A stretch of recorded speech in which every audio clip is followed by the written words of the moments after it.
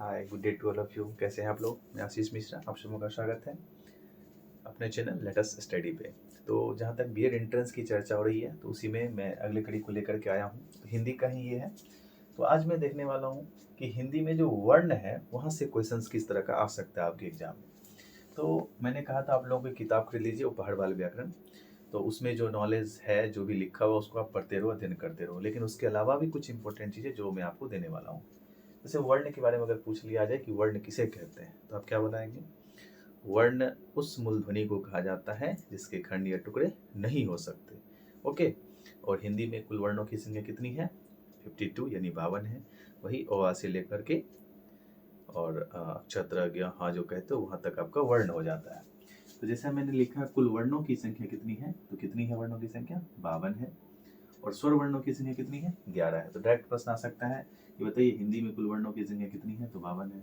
स्वर वर्णों की संख्या कितनी है, तो 11 है। अयोगवा मैंने कल भी चर्चा किया था लास्ट क्लास में।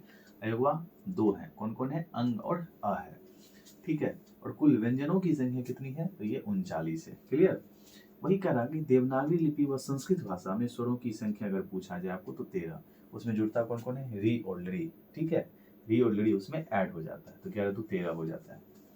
अब देखिए मतलब पुल्लिंग वर्ण और स्त्रीलिंग वर्ण, तो ये कई बार क्वेश्चन आया है कि स्त्रीलिंग वर्ण कौन है। तो याद रखेंगे ह्रस्वई, दीर्घई एवं री। ह्रस्वई, दीर्घई एवं री जो है ना, ये कौन से वर्ण है? स्त्रीलिंग वर्ण है। हमारे हिंदी में वस्तुओं को भी दो भागों में बांटा गया। जैसे हम लोग तो इतना पता है कि जाति के आधार पे ये पुरुष जाति है, स्त्री जाति है।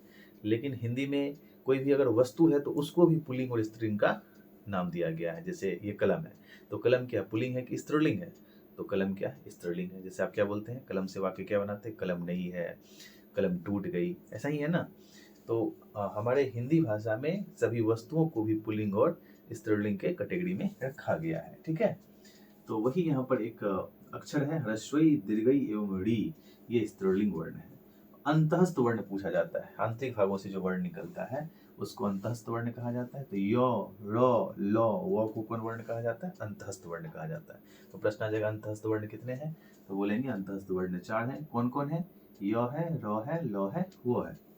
उष्ण वर्ण की अगर आप बात करते हैं तो उष्ण वर्ण कितने हैं? 4 हैं।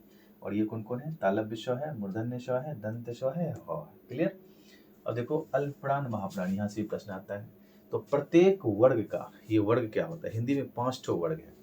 कवर्ग, चवर्ग, टवर्ग, तवर्ग, पवर्ग। ठीक है। कवर्ग है, चवर्ग है, टवर्ग है, तवर्ग है और पवर्ग है। इसको वर्ग क्यों कहा जाता है? देखिए क, ख, ग, घ, अंग।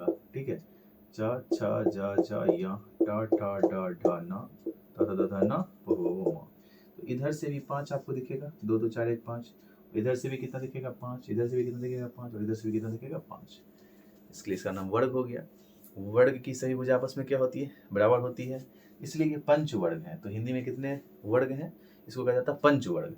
तो कवर्ग, चवर्ग, टवर्ग, तवर्ग, पवर्ग। तो वही जो है कवर्ग, चवर्ग, टवर्ग, तवर्ग, पवर्ग, इसके प्रत्येक वर्ग का पहला, तीसरा, पांचवा अल्पप्राण होगा। Clear concept. प्रत्येक वर्ग का पहला, तीसरा, पांचवा क्या होगा? अल्पप्राण होगा। ठीक है। जैसे पहला हो गया क, और क्या है तीसरा? तो ख को छोड़ देने क्या हो जाएगा? घ। ठीक है। वैसे मैं एक से समझा लूँ आपको। क, ख, ग, घ और अंग। तो ये देखिए पहला, तीसरा, पांचवा, तो यानी क हो गया, उसके बाद ग हो गया और क्या हो गया? अंगा हो गया। क, ग, अंगा कौन प्राण कहलाता है? अल्पप्राण कहलाता है। अब जो बचा वो महाप्राण हो जाएगा। प्रत्येक वर्ग का दूसरा, चौथा यानी ख और घ। ख और घ क्या हो जाएगा? महाप्राण हो जाएगा। अब उसी प्रकार है अघोष वर्ण और घोष वर्ण। तो अघोष वर्ण जो है प्रत्येक वर्ग का पहला और दूसरा होगा। ठीक है। अघोष यानी कि क और ख। क और ख कौन वर्ण हो जाएगा? अघोष वर्ण। और इसके साथ में याद रखेंगे तालव्य स्व, मूर्धन्य स्व, दंत स्व, ये भी कौन वर्ण है? अघोष वर्ण है। ठीक है। जबकि अल्पप्राण में क्या था? पहला, तीसरा, पांचवा अल्पप्राण, दूसरा, चौथा महाप्राण। लेकिन अघोष वर्ण अगर पूछा जाए तो पहला और दूसरा अघोष हो जाएगा। अघोष या सघोष, घोष और सघोष दोनों एक ही है। तो घोष पूछे या सघोष पूछे तो क्या बोलेंगे? तीसरा, चौथा, पांचवा क्या हो जाएगा? घोष वर्ण। और उसके साथ में यो, रो, लो, वो, हो और अंग अ तो मैंने बताया था ये अयोगवाह के रूप में आता है, लेकिन यहाँ अंग और सघोष वर्ण भी और घोष वर्ण भी है। तो आप जनरली ये पूछा जाता है कि कौन कौन पहला दूसरा हो जाएगा? अघोष। अघोष सघोष में याद रखिएगा तीसरा, चौथा, पांचवा। आप अगर इसको नहीं भी याद रखते तो कोई आपत्ति नहीं है। क्लियर हो गया।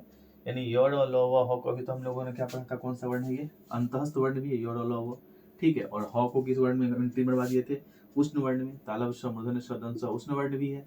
लेकिन ये जो हो है, अंग और अ है, ये घोष वर्ण भी है और सघोष वर्ण भी है। Clear concept. तो मुझे लगता है आप 1-2 बार देखेंगे, बैक टू बैक याद हो जाएगा। कुल वर्णों की संख्या 52 है, स्वर वर्णों की संख्या कितनी है, 11 है। अगवा कौन कौन है, 2 है, अंग और अ है। कुल व्यंजनों की संख्या कितनी है, 39। देवनागरी लिपि व संस्कृत भाषा में स्वरों की अगर संख्या पूछा जाए तो 13 बोलेंगे। और उसमें किसको ऐड कर दिया है, री और लड़ी को, 2 को ऐड कर दिया गया। ह्रस्वई, दीर्घई एवं ड़ी जो है ये कैसे वर्ण है, स्त्रीलिंग वर्ण है। अंतस्थ वर्ण कितने हैं, 4 है, य र ल व अंतस्थ वर्ण है। और उष्ण वर्ण कौन है, 4 है, ये भी तालव्य श मूर्धन्य श दंत स ह है। अल्पप्राण, प्रत्येक वर्ग का पहला, तीसरा, पांचवा अल्पप्राण हो जाएगा। प्रत्येक वर्ग का दूसरा, चौथा महाप्राण हो जाएगा। अघोष वर्ण, प्रत्येक वर्ग का पहला और दूसरा क्या हो जाएगा, अघोष वर्ण। और सघोष या घोष जो है वो प्रत्येक वर्ग का तीसरा या चौथा या पांचवा। और साथ में योर और लव और अंगा को भी कौन वर्ण कहा जाता है, घोष या सघोष वर्ण कहा जाता है। आप इसे एकदम रट्टा मार लेंगे। और मैंने आप लोगों को बताया था कि लुसेंट से कुछ एसडब्ल्यू चलना चाहिए। तो आप लोग लुसेंट में क्या कीजिएगा, बौद्ध धर्म, ठीक है, बौद्ध एवं जैन, ये 2 टॉपिक आप जाकर के पढ़ लेंगे लुसेंट से। ये एसडब्ल्यू आप लोगों के लिए, हाँ, बौद्ध एवं जैन। क्योंकि आपको पता है कि बीएड एंट्रेंस में 40 मार्क्स का आपको क्या पूछने वाला है, 40 मार्क्स का आप लोगों को जीके जीएस आने वाला है, ठीक है। और एसपीडी करंट अफेयर्स जो है, एसपीडी करंट अफेयर्स में आप जाकर के मंत्रिमंडल चैप्टर को याद कर लेंगे, ठीक है, मंत्रिमंडल। उपहारवाल व्याकरण में आपका एसडब्ल्यू रहा, आप जाओ और आप मुहावरा याद कर लेना वहां से, ठीक है। तो इतना एसडब्ल्यू आपके लिए, बौद्ध धर्म, जैन धर्म, मंत्रिमंडल, मुहावरा। बौद्ध जैन कहाँ से करेंगे, लुसेंट से करेंगे। मंत्रिमंडल कहाँ से करेंगे, एसपीडी करंट अफेयर से करेंगे। और मुहावरा कहाँ से करेंगे, उपहारवाल व्याकरण से करेंगे, ठीक है। ये आपका एसडब्ल्यू रहा, आप इसको कर लेंगे। फिर नेक्स्ट वीडियो में हम मिलते हैं। तब तक के लिए धन्यवाद। आप रिवाइज करते रहें, मिलते हैं जल्द, बाय।